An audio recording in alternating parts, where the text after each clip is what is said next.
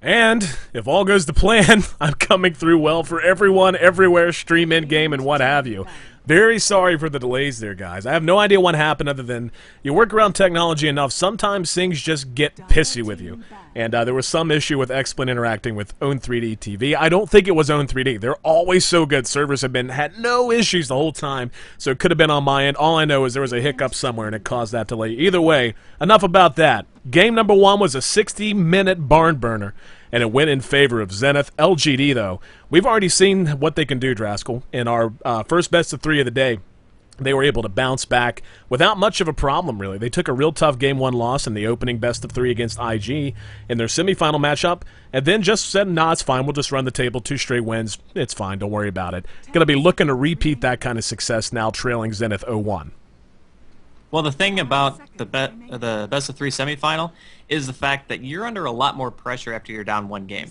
So the fact that they were able to turn that around is even more surprising. And this is a best of 5, so there's still at the very least 2 more opportunities for LGD to get themselves back into this. And if anyone can, I mean, they just proved that they can. Oh, yeah. Against IG, one of the best teams on the planet. Obviously, Zenith is no slouch themselves. We saw in Game 1 they managed to take it after a really, really long game. Probably one of the longer ones I think I've seen in the entirety of this month's Monthly of Madness. So I'm not really seeing anything too crazy in terms of ban. Actually favoring Furion out this time. That's something that the Asian teams especially don't always like to do because they really go for the stronger laning phase. They don't necessarily rely on globals as much unless it's something like Invoker, who's already a strong laner in himself. And we could see a Darkseer make it through, and he's not going to get banned. So Naga Siren and Darkseer are both in the pool right now. And yeah, okay. Those are pretty much just Yeah. the easiest 3 picks you could have imagined. Yeah. All 3 of those heroes. I mean, Naga Siren, if you have the first pick, you have to take it. Taking the Darkseer away from the team with the Naga Siren makes sense. We could be seeing a Tide come out pretty fast here from LGD in the first 3 if they want to go for more of a team fight-oriented composition. But still a lot of possibilities for both sides, and a lot of really scary heroes still left, CK being one of them. I still am just so surprised that heroes as strong as they are, seeing a Brewmaster and a Furion prioritized above a Naga Siren, for example. It's just, and even a Darkseer. It's just surprising to me. I mean, Furion's a great hero, so is Brew, don't get me wrong. But, yeah, letting 2 make it 4 very strong heroes slide through now into the pick phase. LGD's got a pretty darn good lineup. Naga Siren, CK. They're going to have Lina as well. Most likely we'll see Lina running with CK in lane somewhere. And very good potential. They're going to try and pair her up with some sort of lead-off stun. Leshrac already taken out. Sand King still very much an option. Zenith may be taking a look at that as well. Sand King always works well with Darkseer. And, of course, the Burrow Strike always gives an Exort Invoker plenty of time to line up the perfect Sunstrike. Shadow Demon banned out last for Zenith, I think, is a really good ban. And again, the hero itself is just so damn strong. He works with so many different heroes in such effective ways that if you're not going to take him, you got to get him out of the pool. Still waiting to find out how Zenith is going to round out their first 3 picks here in game number 2. A bit shocking that Lina was taken here this early on. I mean, I know that the Asian teams favor her a lot more than the other regions do, and she's a great hero, don't get me wrong. She doesn't need a lot of items. She has high burst damage potential. She's great when you have a lead-in stun like a CK and you have the ensnare as well. So there's a lot of synergy going on between LGD already, and they can pretty much single people out as bad as they want to. I mean, you're talking Laguna Blade, the burst damage from CK's Bolt, depending on how well of a roll he gets, and Naga Siren. You can just pick people off, pop your ultimate, run away. I mean, that's basically what I'm noticing from LGD's lineup so far. They're going to go ahead and ban out Sand King so they don't have the opportunity to take it for Zenith. Morphling going to be their 3rd pick, and I mean, both teams look pretty balanced right now. They both have 1 carry. They have an offlaner. Well, I mean, I don't think Naga's going to be an offlaner in this case. It could be, though. It's definitely a possibility. Darkseer, though, the offlaner for Zenith. Then you have Invoker, who's likely going to be going mid. He might even meet a dual lane mid after seeing the Naga, because if you have an Invoker and you're not going to dual lane against it, then you have to pick something like a TA or like OD or Shadow Demon, which is banned out this game, to actually have a lane win against him. If not, you have to put 2 heroes there if you want to just come out on top in that case. And that might be what we're going to be seeing out here from LGD. Well, something that's, yeah, I mean, I agree with you completely, and Lina would even fit in there well, quite well, if they were to send, say, a CK and a lead a mid, and then try to build something around the Naga Siren on the backside. Very possible. Tide and Enigma banned out, no surprise there. On either side, LGD, as much as they would have loved to have had a Sand King or a Tide in particular, to synergize with their Naga Siren. It's just not worth risking giving it away. Tide, again, we've seen it happen before. Tide just does such a good job if he hangs near the back and just waits to pop the Ravage after most of the initiation is done by Naga Siren and her team. He can just bring any kind of push like that to a screeching halt. Ancient Apparition, though, gonna have some pretty solid ultis land if Naga Siren has her way. It's going to be ridiculously easy to land ultimates, especially with Naga Siren. I mean, you can time it as well. You don't even have to necessarily just throw it out whenever you want. You can just throw it as soon as the sleep comes out. 7 seconds is plenty of time for the ultimate to travel pretty much almost the entire distance of the map as long as you have some semblance of coordination, which LGD obviously will. They love to run CK2. I mean, every time it's in the pool, they pick it. I mean, picking the Naga first in this case is just kind of a no-brainer. That's the one hero that you would just have over everything else. And for the first time, we're going to be seeing out an Earthshaker here in this best of 5. And I got to say, I like the Earthshaker pickup, especially because of Sand King's banned. And I feel as though the Asian teams have kind of fallen a little bit out of favor with this hero because he's not a hero like Sand King who can get in and out of team fights, and he's more of a liability if he gets caught, which is very important because you want supports that aren't just going to flat out die if they're ever out of position. If you ever have an escape mechanism on your supports, that's to your benefit. So I like the pickup there by Zenith. It was pretty much their only option for a strength stunner unless they wanted to go something like Sven, which we saw how that worked out. I'm not going to go too much into it. But both teams looking pretty solid so far, though. I have to say in terms of the early to mid game, though, I got to give the favor to LGD here, especially with a Naga and a CK to boot. Their late game's also looking very scary, but on the flip side, Darkseer and Morphling late game is pretty strong too. Yeah, this is, again, just one of those games that is just immaculately drafted. A little bit of a question mark on the early Lina pick, but if they can make it work, they can make it work. We'll probably see our Windrunner run solo lane, then we can have any number of duo lanes, even a tri-lane if necessary. Don't know that that'll be the case. It's been a while since we've seen an Ancient Apparition go mid, but it could very well happen as well. So, I mean, we'll wait to see. Invoker, the same thing. I mean, Invoker, typically you're going to see him run mid, see Exort prioritized, and Disruptor is going to be the final pickup from Zenith. So, yeah, they used Naga Siren and saw how much trouble she had when facing a Disruptor at all stages of the game. Looks like they want to try it out themselves. It just seems to be the de facto hero to just stop a Naga Siren and anything that she can kind of do with her illusions and stuff like that. And just in general, anybody who gets caught in that combination of kinetic field and ultimate, what do? I mean, you're basically stuck there for 4 seconds. You're going to take a huge amount of damage. You're permanently silenced as long as you're within the kinetic field, and you basically just die. I mean, that's... And the thing, too, to keep in mind is once the Earthshaker gets a Blinky of a Darkseer as well, they can vacuum into that. Oh, yeah. So not only do you want to stay away from it, you want to be really far away from it, because once you get max level of vacuum, then you have the opportunity to be pulled in and just echo slammed inside of a cloud. And I mean, it's a very dangerous combination. So LGD needs to be kind of careful in how they want to take their early game team fights, at least in bigger engagements. In small skirmish, I would say that they have a pretty sizable advantage, considering that AA is going to be able to land ultimates easily. His cold feet's probably going to proc 9 times out of 10, considering the lead-in stuns, not to mention ensnare and shackle. They have a ton of team fight without really even the need of their ultimates so much. Whereas I feel Zenith is kind of relying on them a bit more. I mean, Echo Slam is going to be huge. Wall in the later phases of the game is going to be really important as well, not to mention Static Storm from Disruptor. So maybe LGD can take team fights more often and rely on the fact that they have these really low cooldown stuns and high damage output heroes to kind of solidify themselves an early game lead, and I think that's what they're going to be going for. Very well analyzed, my friend. Let's take a look through our lineups while we have a chance, shall we? Going to be playing on our Lina. Sylar playing our Naga Siren, that's the name I'm looking for. Yao going to be playing on Windrunner. CK played by DDC. And Ancient Apparition going to be handled by DD. Invoker going to be running mid as expected, played by Ice, who we've seen shine on that hero already in this tournament. Loda playing our Darkseer. Disruptor going to be played by Freedom. HY handling our Morphling. And XY going to be playing on our Shaker. And I think you really hit the nail on the head. So much of the team fight success for Zenith is gonna 100% revolve around how well Loda and Disruptor, played by Freedom, are going to be able to work together. You throw XY into that, good fissures, good echo slams, just to either set that up or to make sure that the stuns last a little bit longer. It's going to be real important. And at some point, one of them is going to have to become the dedicated counter initiator. And I think that's probably going to be our Shaker. Once he picks up a Blink Dagger, if he can get the farm, of course, and get where he needs to be to get that Blink out, he's probably going to spend a lot of time hanging around the back, and it's just going to make it his job to remain a threat that's away from the crux of the fight until after Naga Siren's ulti has cleared itself off. We are going to have a duo mid, CK and Lina, matching up against Ice Ice. Ice Ice going to have to be real careful. One good lead stun, one good follow-up stun as well. Light Striker Ray going to be well off the mark there. But going to be an interesting fight there. Up at top, we're going to have Yao as our solo lane. No surprise there. Disruptor and Morphling hanging out. Down at the bottom, we're going to have DD and Sylar. Now, currently, this bottom lane is unoccupied. We've been seeing this a lot more, where it's like, okay, we know for a fact that Darkseer is an excellent solo lane, but he's not going to be able to do much at level 1. How about we take him into the jungle, just give the enemy lane the free farm they would have had pretty much anyway, and then once he hits level 3 or 4, we'll send him back into lane and see what he can do.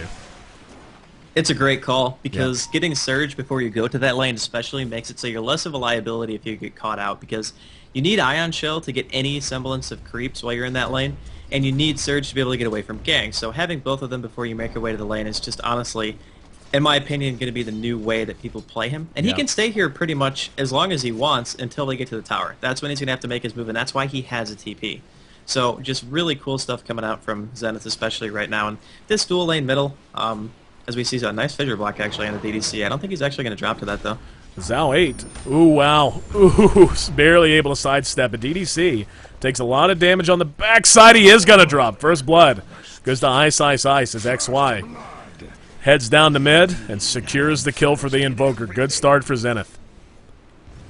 Well, Ice Ice Ice actually took quite a while to change targets there. He was trading with Alina for quite a while right there. I'm not really sure why he was doing that, especially considering the fissure was like perfectly placed right there by XY. Just very well done. And that's another thing that I really want to stress is, if that was just a Sand King Bro Strike, DDC would have been fine. Yep. Like, it would just have been one stun, but the fissure was perfectly landed right there. There was no way he was escaping from that whatsoever.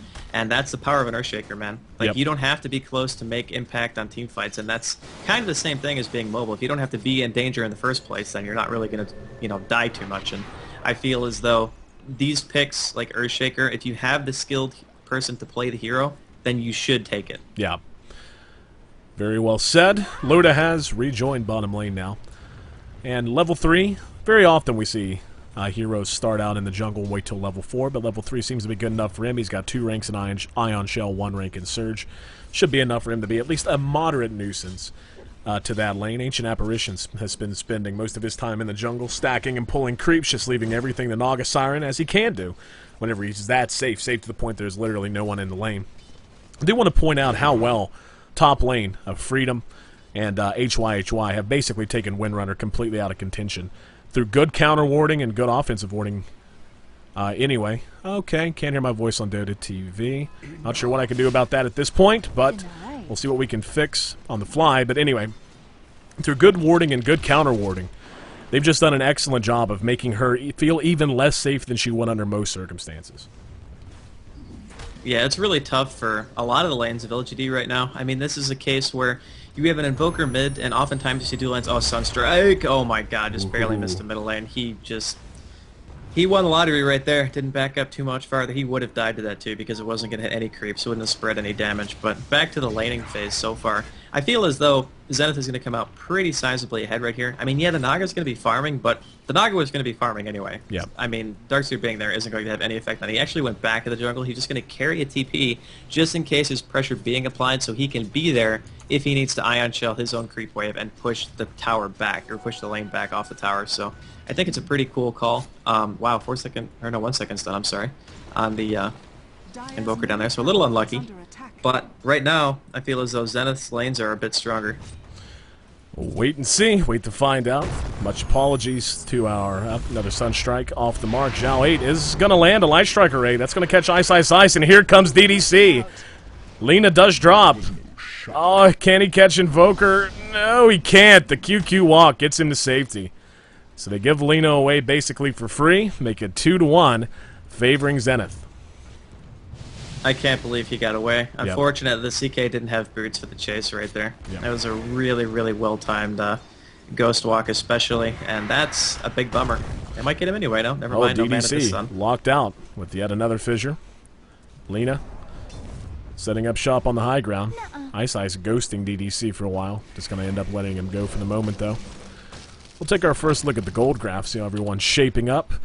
In favor of Dire, but just barely. 500 gold differential, give or take, something like that. Last hit's looking pretty solid for Morphling and for the Naga Siren as well. 36 to 34, and Darkseer, having come out of the jungle, is actually third in CS right now. He's been moving between the jungle and bottom lane, back and forth. And this is, you know, a really unique way to play Darkseer. You know, just to concede bottom lane and say, you know what, I'm not going to be able to do much anyway, so how about I just maximize my own potential? It's another reason why Darkseer is seen banned so often, is because no other offlaner can really do what he's doing. Yep. I mean, what other offlaner can successfully jungle at this level and not pretty much fall extremely behind because of it? Darkseer is a hero who doesn't really suffer from the same things as something like a Windrunner would. If the Windrunner is in that position, then she would have to sit at the tower, which she's basically doing right now. Yep. I mean, she's level 3. She's lower level than Zenith's longlaner, much less farm. 24 CS right now on Loda comparative to the 2 of Windrunner, so that's a pretty big difference last time I checked, and Loda's actually level 5 now on top of that. So again, that's why Zenith's lanes are, in my opinion, a bit stronger, is they have something in a lane where it shouldn't be getting anything, whereas this Windrunner top is just completely shut down. Absolutely agreed. Very tense early game. Windrunner got dove a little bit, but still managing to keep herself safe. Loda's still doing his work in the jungle. Has a soul ring up already, so in quite good shape. Boots up on Ancient Apparition. Naga Siren already has her treads up. Knowing how safe she is, can just go and prioritize the treads and just take her time getting farmed up. And again, doing quite a good job with what she has. 44 last hits at 6.5 or 7 minutes now. Very, very solid. And it's pretty much the same case with HY. Just under no real threat. It's been the mid lane here that has been our battleground for the most part. Back and forth trading. And DDC, charging forth, looked like he wanted to give it a shot, changed his mind. Lena with enough mana for a combination if she wants to spend it one time. We'll see how they want to continue to lane this. If you're just tuning in, I'm AC, joined by Draskell for the broadcast. Our second game between these two squads, and our best-of-5 finals here at Monthly Madness Asia. LGD trailing Zenith 0-1, looking to knot it back up. Zenith, of course, wanting the opposite. Going to see Ice engaged on, only a 1-second Chaos Bolt. DDC takes a lot of tower damage. Definitely not the trade he was looking for there. Well, they're really trying to play aggressive on Ice, and it's not really working out for them too much, as, wow, everything's pretty much going to be an airball right there, but maybe miscommunication. Now Ice is a goner. No, he's going to survive. Morphling's going to actually TP in and manage to take down one, giving chase to Lena. Lena stops. Let's see. 4 seconds on a waveform. Good fissure catches Zhao 8. Oh, HY turns around, though, having seen Sylar TP react. Yeah, just going to waveform back down to the low ground, into the water, and get himself to safety, make it 3-1, favoring Zenith. And again, both of these teams are playing very tight. It's not that there's a lot of mistakes being made. Oh, a snipe at the tier 2 mid. I didn't even see it. I heard it, was looking for it, couldn't find it. But, anyway. And, okay. Today is just one of those days, man. Issues on our side, issues with the players. This will give me an opportunity, I hope, to perhaps fix the in-game issues, so I will do that now. If you want to go ahead and talk a bit, Draskell, give people your beautiful insight as always.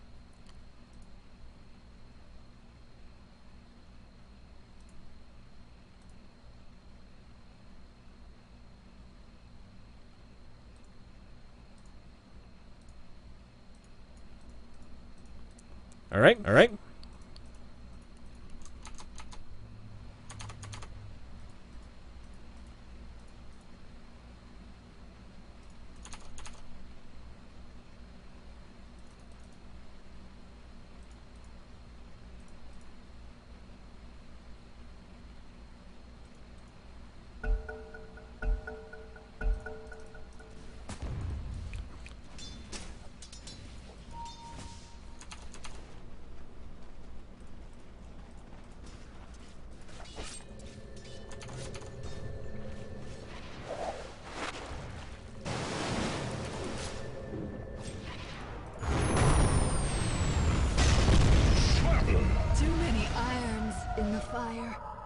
Your ignorance ensured your demise. Radiant's top tower is under attack. What the deal is with the game started? Oh, wow, you sound really weird. I'm not sure if that's just me or what the deal is, but you sound literally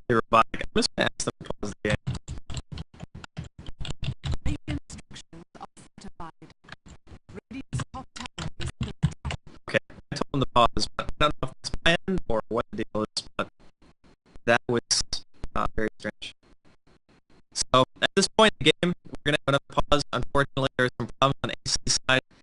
And right now, we're going to try to get everything sorted out. That was very strange. I'm not sure if anybody actually heard that, but it sounded a little bit like Elton from Chipmunks. So we can get that resolved.